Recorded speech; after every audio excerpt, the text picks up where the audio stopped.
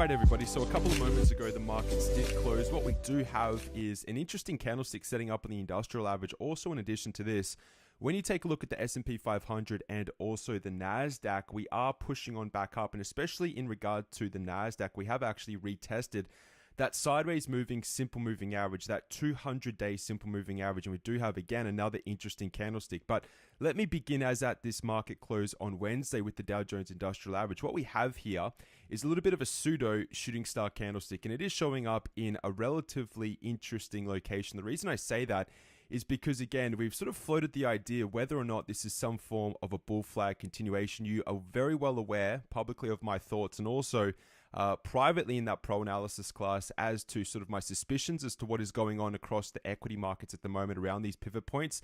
That pivot point on the Dow Jones Industrial Average is 25,547. We closed just marginally below that today, 3 points down.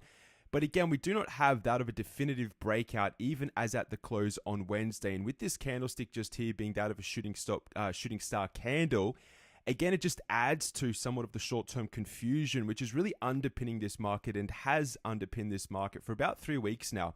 If you take a look at the price action again, we are still continuing to climb on up, and again, we still haven't priced in any definitive sort of reversals in the way of candlesticks, but this just adds to a little bit of the uncertainty again as to what is going to happen over the next couple of weeks. My hunch, again, still suggests that we are going to see some form of a sell-off. So what I will say immediately as at the close on Wednesday, as I did yesterday and as I have said for a number of weeks now, if you find yourself jumping into a bunch of bullish trades, whether or not you're jumping into them on the market indices or individual trade setups, right, individual stocks, whether or not you're actually trading the stock or the underlying derivative contract, just ensure that you mitigate risk. Put in your stops because, again, I can see this market very, very quickly, rather abruptly reversing if it chooses to do so.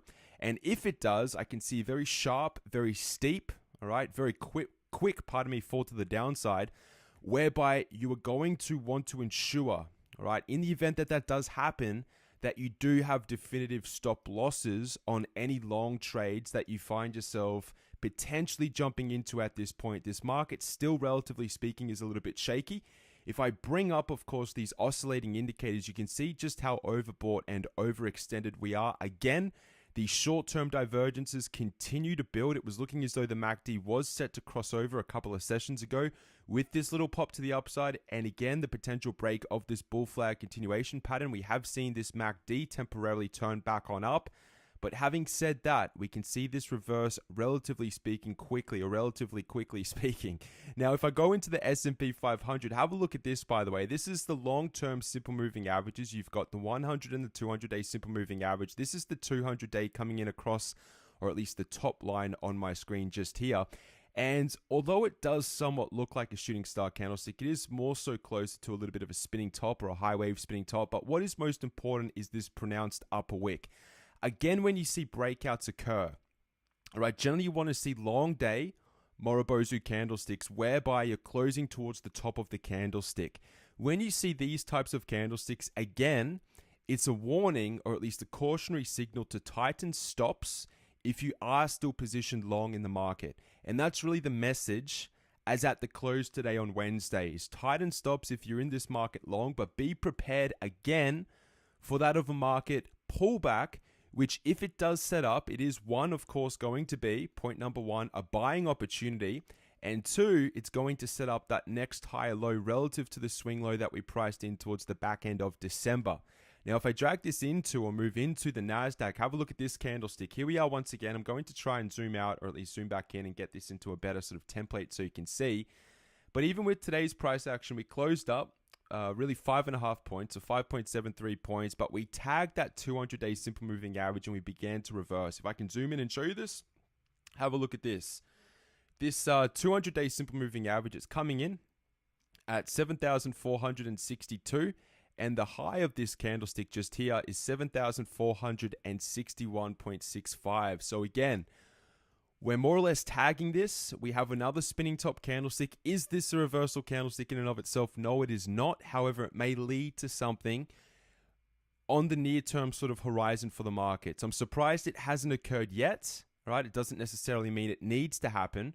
But when you put this in perspective of where we have come, how overbought we are, and just the general sort of movements markets take or price action takes to really confirm intermediate reversals off from primary bullish trend lines, it shouldn't really come as a surprise, really, if you've been trading the market for a number of years, or if you've back traded over, a couple of decades at least, to expect something like this. And if this does happen, this wave here, the sentiment is going to turn extremely bearish. There's going to be a lot of people, unfortunately, who become rather panicked and a little frightened as to the price action.